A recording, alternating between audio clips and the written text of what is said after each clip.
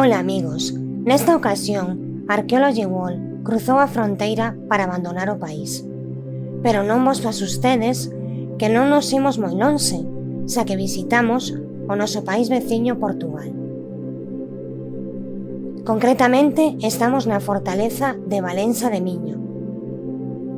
Este lugar é unha fortificación de preto de 5.000 metros de perímetro, cheo de garitas e canoneiras.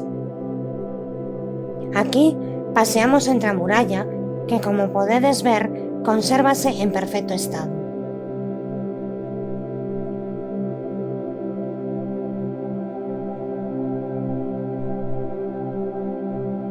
Está situada no alto dun outeiro, dende o cal pódese divisar perfectamente os arredores.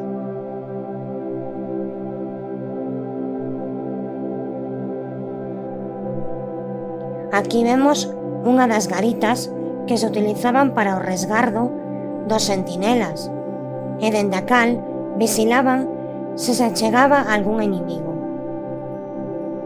Ten unha porta estreita e varias fiestras pequenas.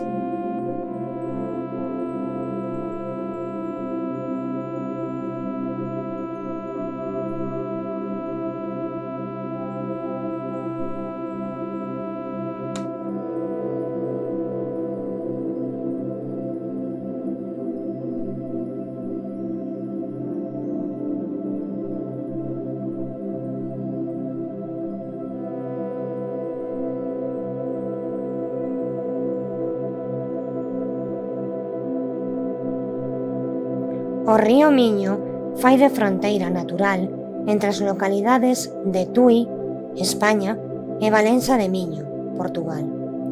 Por iso, este lugar adquire unha importancia estratéxica fundamental, xa que dende aquí controlábase perfectamente os marxes do río. Antigamente, esta cidade era chamada Contrasta, que significa unha aldea fronte a outra, referíndose a Tui, a cidade do outro lado do río. A actual Valença foi fundada no século XIII, sendo Sancho I o poboador, o rei de Portugal. Pero aínda hai que esperar ata 1262, con Alfonso III como rei, para que pase a chamarse Valença, que significa a valente. O sobrenome de Miño venlle pola proximidade do río Miño. De aquí provén como se lle coñece na actualidade, Valença de Miño. As últimas excavacións arqueolóxicas nos desvelan que a fortaleza de Valença está localizada sobre os restos dun antigo castro romanizado, ocupado entre os séculos I antes de Cristo e IV despois de Cristo.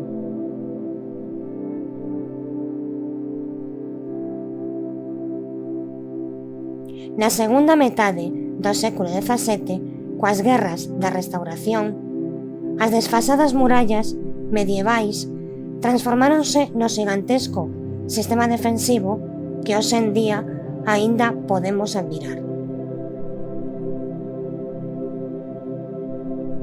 A fortaleza foi deseñada en 1661 polo enxeñeiro militar francés Miguel de Lecole.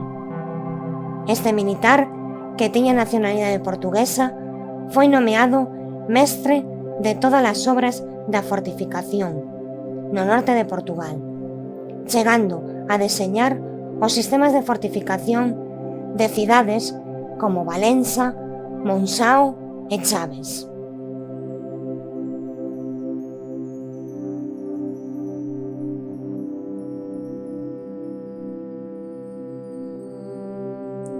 Aquí estamos nunha zona superior, onde podemos ver que está acondicionada para a defensa, xa que posúe numerosas troneiras, onde se colocaban os canóns para disparar, mentres os soldados permanecían protegidos polo muro.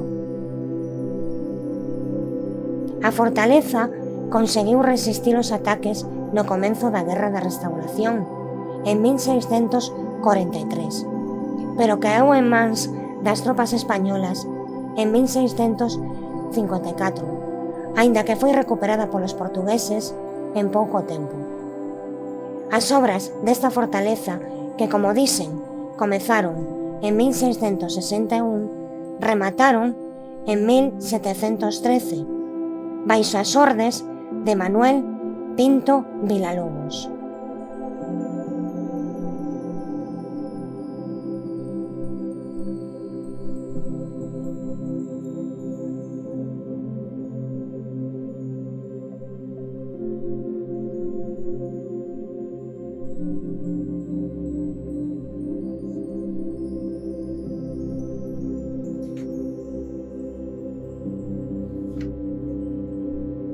Durante as guerras napoleónicas foi tomada polas tropas do comandante francés Jean de Dieu Soult en 1809. Despois esta vila volveu a desempeñar un papel fundamental na Guerra Civil Portuguesa entre os anos 1828 e 1834, na revolta dos mariscais de 1837.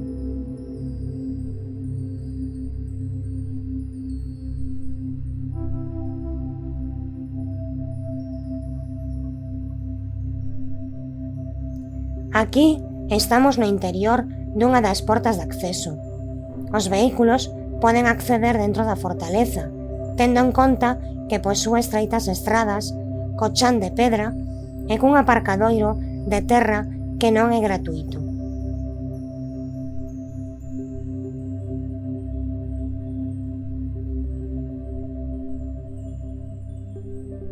Esta é a Porta da Coroada, localizada no extremo sur da muralla, e a principal porta de entrada á fortaleza.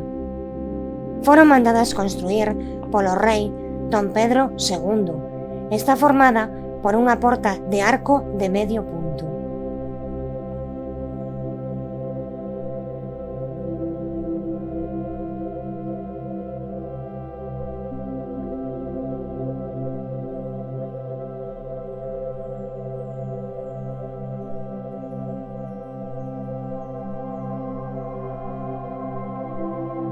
Aquí vemos outra troneira, e pódense ver moitas máis.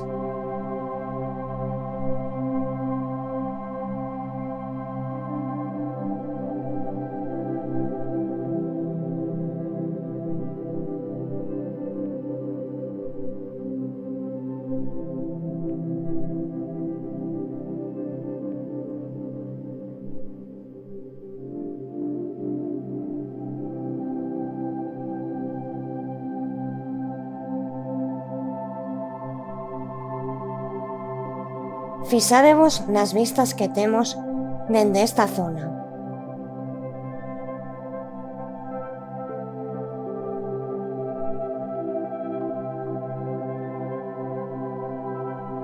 A robustez que vemos nos muros danos a impresión de que esta fortaleza foi na súa época unha estrutura verdadeiramente invencível.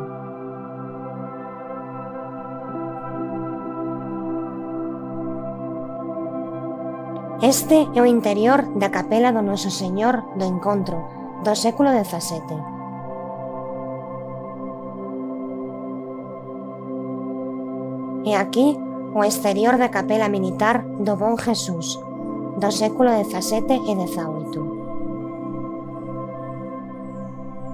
Aquí atopámonos restos de columnas das cales non puidemos coñecer a súa procedencia.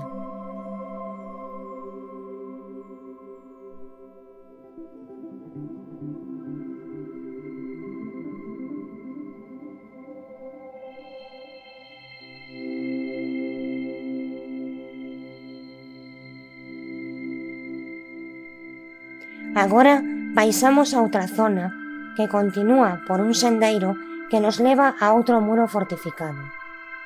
Como vedes, por un lado e outro atopámonos grosos muros defensivos, dende onde ollar os arredores.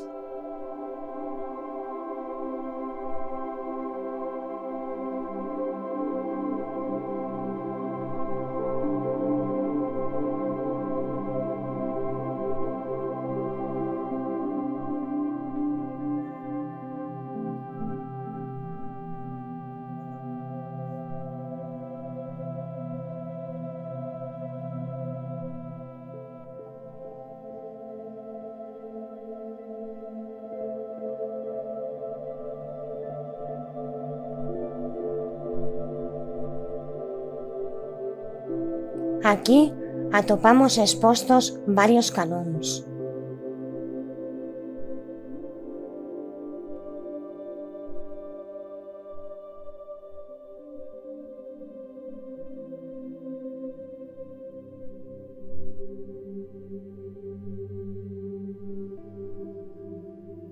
Acercámonos ao muro e vemos o río Miño e a cidade de Tui.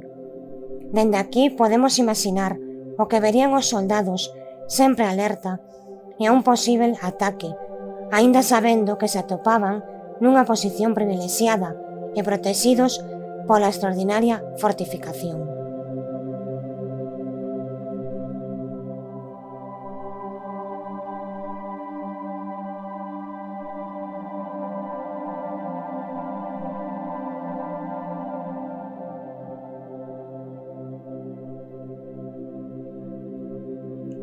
Vemos a Ponte Internacional, inaugurada o 25 de marzo de 1886.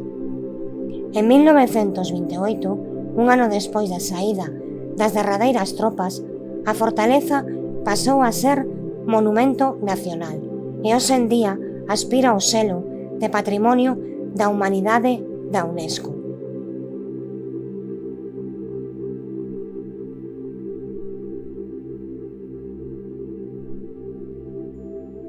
Percorrer a fortaleza de Valença de Miño é camiñar por rúas estreitas e de pedra, ver igrexas e casas señoriais, mercar nos numerosos negocios locais e saborear a rica gastronomía portuguesa nun lugar que parece estancado no pasado.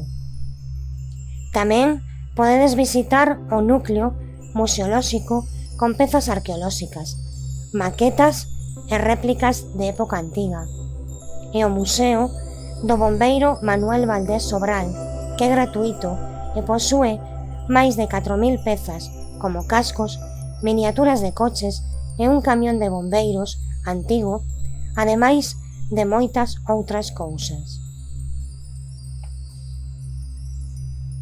Archaeology World os amosou unha pequena parte de Fortaleza de Miño, pero esta fortificación é enorme.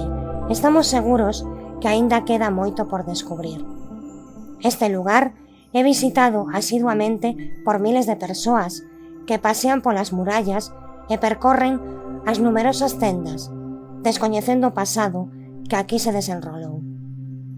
Agardamos que os gustara o noso primeiro vídeo fora das nosas fronteiras e que nun futuro poidan ser moitos máis. Como este día foi moi caluroso, despedímonos refrescándonos nesta orixinal fonte. Vos podedes suscribiros para non perderos o seguinte vídeo.